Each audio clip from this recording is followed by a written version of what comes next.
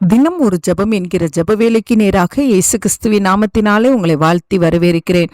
இன்றைய நாளுக்குரிய வசனம் சங்கீதங்களின் புஸ்தகம் 37வது சங்கீதம் வசனம் 5. உன் வழியை கர்த்தருக்கு ஒப்புவித்து அவர் மேல் நம்பிக்கையாயிரு, அவரே காரியத்தை வாய்க்க பண்ணுவார்.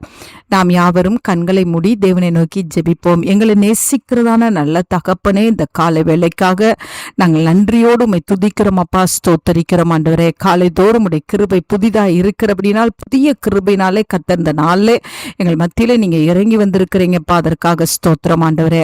ஆண்டவரே, இந்த நாளிலையும் கர்த்தர் எங்களுக்கு கொடுத்த வார்த்தையின்படி ஆண்டவரே, எங்க வழியை நாங்கள் கர்த்தருக்கு ஒப்புவித்து அவர் மேல நம்பிக்கையா இருக்கும் பொழுது ஆண்டவரே, எங்களுடைய காரியங்களை நீங்க வாக்கிய பண்ணுகிற தேவன். என்னோடு கூட சேர்ந்து ஜெபிக்கிற உடைய பிள்ளைகள் ஆண்டவரே, என்ன காரியத்தை நிமித்தமாக ஆண்டவரே சோர்ந்து போய் இருக்கிறார்களோ, அவர்களால தூக்க முடியாத பாரம் போல காணப்படுகிறது என்று நினைத்து கொண்டிருக்கிறார்களோ, அந்த காரியத்தை தேவன் மீது வைத்துவிட்டு தேவன் மேல நம்பிக்கையா இருக்கிற கிருபையை தாங்க சுவாமி. விசுவாசம் உள்ளவர்களாய் இருக்க உதவி செய்யுங்க.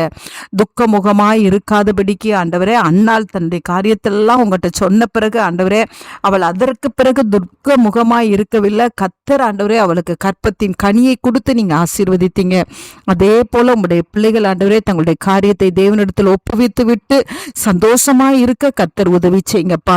அப்பொழுது உங்களுடைய பிள்ளைகளுடைய காரியங்களை வாய்க்க பண்ணுவீங்க ஆண்டவரே. உடைய பிள்ளைகள் விசுவாசத்தோடு காத்திருக்கட்டும் ஆண்டவரை. ஏற்ற நேரம் வரும்பொழுது உடைய பிள்ளைகளுக்கு கர்த்தர் நன்மை செய்வீங்கப்பா, அதற்காக ஸ்தோத்திரம் ஆண்டவரே.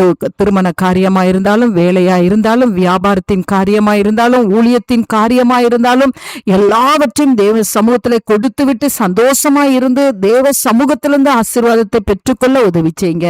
இயேசுவின் மூலம் ஜெபிக்கிறேன் நல்ல பிதாவே, ஆமேன், ஆமேன்.